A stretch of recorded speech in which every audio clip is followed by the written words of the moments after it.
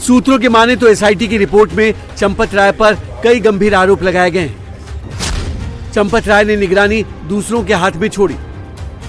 चढ़ावे की चोरी होती रही, चंपत राय खामोश रहे। 45 दिनों की सीसीटीवी फुटेज में 70 बार चोरी होती दिखी। चंपत के करीबी सिफारिशी लोगों ने ही चोरी की। चंपत राय पर कई बार शिकायतें अनसुनी करने का आरोप। आरोपियों के घर से पैसे बरामद होने के बाद भी एफआईआर नहीं दर्ज कराई। ऐसे में चढ़ावा चोरी की पूरी नैतिक जिम्मेदारी चंपत राय की है। यही वजह है कि जब एफआईआर में चंपत राय और अनिल मिश्रा का नाम नहीं दिया गया तो विपक्ष ने आरोप लगाया कि छोटे लोगों के खिलाफ एफआईआर दर्ज कराकर बड़े लोगों को बचाने की कोशिश की जा रही है, जबकि सीधा सीधा जिम्मेदारी बड़े लोगों की है। लेकिन चंपत राय का नाम उछाले जाने पर वीएचपी ने विपक्ष पर निशाना साधा। जिन लोगों ने आज नैतिकता के नाम पर त्यागपत्र दिया है, मैं जानना चाहूंगा योगी जी से कि नैतिकता क्या होती है। ये वो लोग हैं जो सही गुनहगार हैं। जो प्राथमिकी दर्ज हुई है उससे बहुत स्पष्ट है कि जो सही गुनहगार हैं उनको बचाने की कोशिश कर रही है राज्य सरकार और योगी आदित्यनाथ। ये लोग फाइनली पूरा जो वहां चढ़ावा और पूरी जो संपत्ति है मंदिर की, उसके रखरखाव के लिए, हिसाब के लिए ये लोग जिम्मेदार हैं। उनके खिलाफ वही कार्रवाई होनी चाहिए जो एक अपराधी के खिलाफ होती है। चंपत राय जी को बचाया जा रहा है, आप ये कह रहे हैं? निश्चित रूप से चंपत राय जी को बचाया जा रहा है। चंपत राय जी को नहीं बचाया जा रहा है। जिन लोगों को नामजद किया गया है वो छोटे लोग हैं। कोई ड्राइवर है, कोई चपरासी है, कोई नौकर है। अंतिम रूप से जिम्मेदारी उनकी है जो बड़े ओहदों पर बैठे हैं। तो कुल मिलाकर के प्राथमिकी की जो भाषा है और जो उसमें गुनहगार हैं, मैं निश्चित रूप से कह सकता हूं बड़े लोगों को बचाने के लिए प्राथमिकी की गई है, गुनहगारों को बचाने की कोशिश हो रही है। अब नाम लिए जा रहे हैं। अब कहा जा रहा है कि इसमें चंपत जी का नाम नहीं है।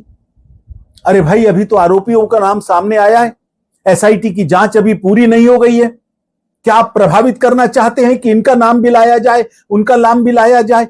आज आपकी सूची में एक और नया नाम जुड़ गया।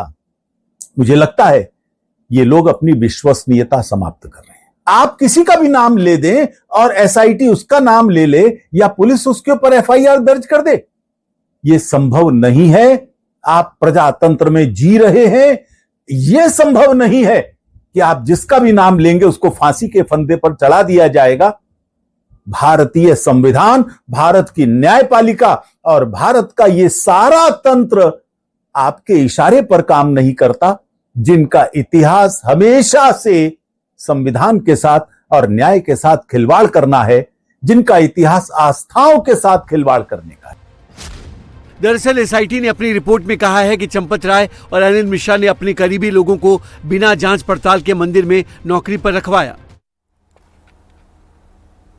चढ़ावा चोरी मामले पर एक और एक्शन जारी है तो दूसरी ओर सियासत भी काफी ज्यादा हो रही है। आम आदमी पार्टी के संयोजक अरविंद केजरीवाल ने आरोप लगाया है कि सरकार छोटे लोगों को फंसा रही है, कार्रवाई के नाम पर महज खानापूर्ति की जा रही है। तो अखिलेश यादव ने कहा कि बीजेपी का लंका कांड अयोध्या में ही होगा। भगवान के ऑडिट से भाजपाई गिरोह बच नहीं पाएगा। हालांकि सीएम योगी आदित्यनाथ भी विपक्ष पर जमकर बरसे। उन्होंने कांग्रेस से लेकर समाजवादी पार्टी को उनका इतिहास याद दिलाया और कहा कि विपक्ष हमें या राम भक्तों को आस्था ना सिखाए।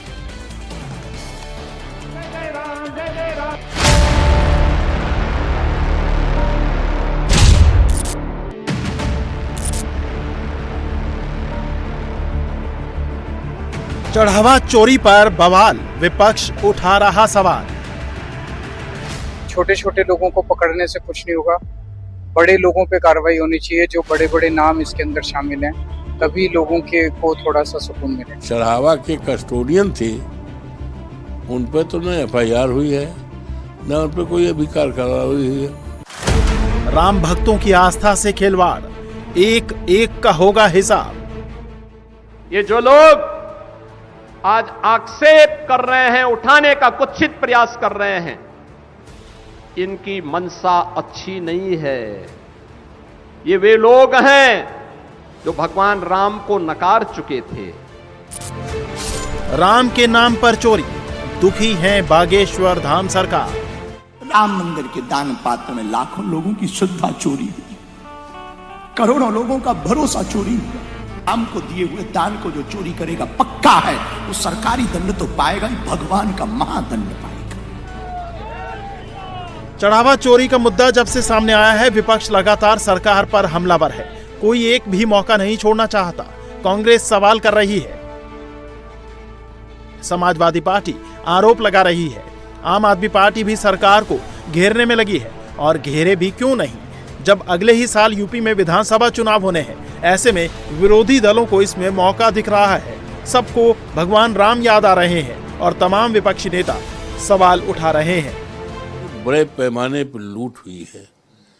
ये लूट नहीं है, इसको तो डाका बताते हैं। स्वयं उपेंद्र मिश्रा जी स्वयं इसको डाका की संज्ञा देते हैं। तो डाका कहाँ पे है? प्रभु श्री राम के मंदिर में है। ये इस्तीफा नैतिकता के आधार पर नहीं है, ये इस्तीफा है दबाव पर। और इसमें जो एफआईआर अब तक हुई है, वो एफआईआर छोटे लोगों पर हुई है। बड़े लोग बचाए गए हैं जो जिम्मेदार हैं, बड़ी लूट की जिम्मेदार है। चढ़ावा के कस्टोडियन थे, उन पर तो न एफआईआर हुई है, न उन पर कोई अधिकार कार्रवाई हुई है। समाजवादी पार्टी इसे डाका बता रही है तो अयोध्या से दिल्ली लौटे अरविंद केजरीवाल ने आरोप लगाया कि सरकार बड़े लोगों को बचा रही है। सीएम योगी तक को फंसाया जा रहा है। ऐसे में केजरीवाल ने सीएम योगी को अपने साथ आने का न्योता दे डाला। चाहते हैं कि सख्त से सख्त कार्रवाई, बड़े लोग जो इसमें शामिल हैं, इन छोटे छोटे लोगों को पकड़ने से कुछ नहीं होगा।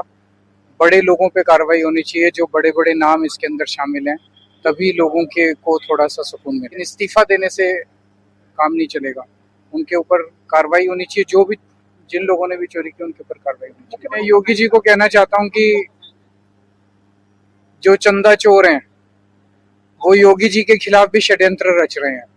योगी जी को भी कुर्सी से हटाने की तैयारी है, योगी जी को भी सीएम से हटाने की तैयारी है। तो मैं योगी जी को कहना चाहता हूं वो इस महापाप में शामिल ना हो। जो हम लोगों का संघर्ष है कि जिन लोगों ने डकैती डाली है भगवान श्री राम के घर में, उनको फांसी दी जाए। इस संघर्ष में योगी जी भी अपना साथ दें। अब विरोधी कुछ भी कहें, लेकिन इस संवेदनशील मामले में सीएम योगी शुरू से ही बेहद सख्त हैं। उनका मैसेज क्लियर है, किसी को भी बख्शा नहीं जाएगा, चाहे कोई छोटा हो या बड़ा, सबका हिसाब होगा। और अब एसआईटी की रिपोर्ट आने के बाद जिस तेजी से एक्शन हो रहे हैं, उससे साफ है कि चढ़ावा चोरी में शामिल कोई भी बचने वाला नहीं है। प्रभु श्री राम की मर्यादा का पालन करना सीखो। और अयोध्या के बारे में जो कदपे समाचार मिल रहे थे, हमने कहा था एसआईटी गठित की गई है। एसआईटी की रिपोर्ट आने के साथ ही हमारी कार्रवाई भी प्रारंभ हो जाएगी। और आपने देखा होगा एसआईटी की रिपोर्ट आई, तुरंत कार्रवाई प्रारंभ हो गई। और मैं आश्वस्त करता हूं, जो मैंने कहा था, दूध का दूध और पानी का पानी हम करके रहेंगे। जन आस्था के साथ खिलवाड़ स्वीकार्य नहीं। सनातन आस्था के साथ जो भी खिलवाड़ करेगा उसका भुक्तभोगी होगा। किसी को छूट नहीं दी जा सकती। सीएम योगी ने विपक्षी नेताओं को भी आड़े हाथों लिया। कहा कि एक दल राम भक्तों पर गोली चलवाता था और दूसरे ने तो राम के अस्तित्व पर ही सवाल उठा दिए थे।